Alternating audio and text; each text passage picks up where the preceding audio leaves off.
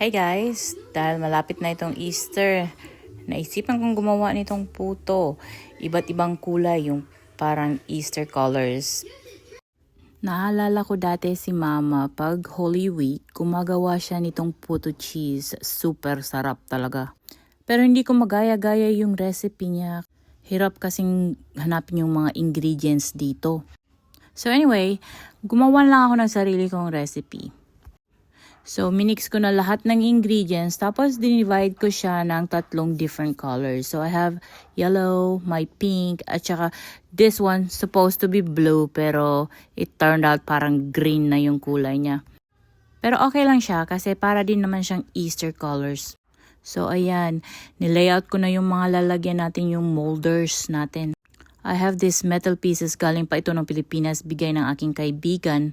Wala ako nung mga plastic na usually ginagamit nila paggawa ng puto. Pero ito, pwede na rin siya. Pero I just have to put cupcake liners kasi madali siyang dumikit.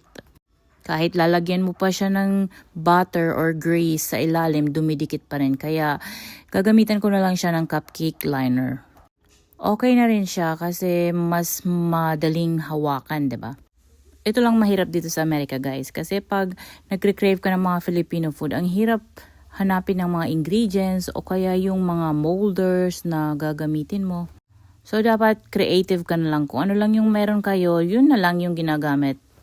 Hindi ko rin masyadong dinamihan yung gagawin ko kasi hindi naman kasi lahat ng mga pamilya ng asawa ko kumakain.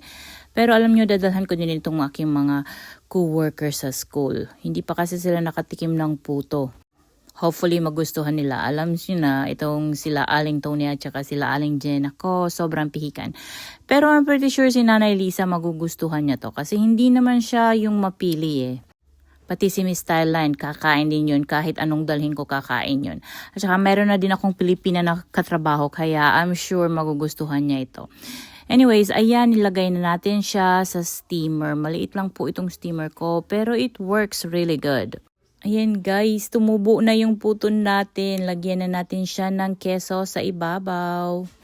Nako, nag-fog pa itong lens ko dahil sa usok. Ayan, kalalaki pa ng mga cheese na ni-slice ko, pero masarap pag madaming cheese, 'di ba? Ay, ang gaganda ng kulay nito. Super excited na akong kainin ito. Oh, that looks so good, Mama. It does? Yes. What does it look like? Easter eggs. It looks like Easter eggs? Yes. That's not Easter egg though. Those are rice cake.